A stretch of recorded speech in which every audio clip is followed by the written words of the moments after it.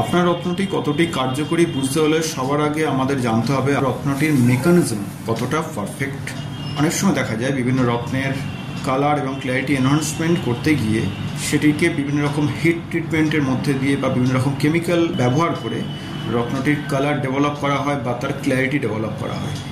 এক্ষেত্রে কি হয়, এই বাহ্যিক প্রভাবের ফলে রত্নটির ভেতরকার যে মেকানিজম সেটি অনেক ক্ষেত্রেই নষ্ট হয়ে যায়, রত্নটি অকার্যকরী হয়ে পড়ে।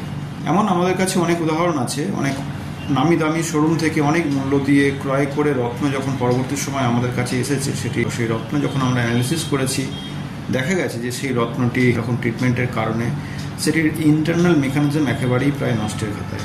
তাই আমি বারবার করে বলবো যে আপনার রত্নটি কত মূল্য দিয়ে ক্রয় করলেন তার চাইতেও বড় কথা, আপনি যে রত্নটি যখন ক্রয় করছেন সেটি অবশ্যই জেনে নেওয়ার চেষ্টা করবেন আপনার রত্নটি সম্পূর্ণ বিনা ট্রিটমেন্টের কি না।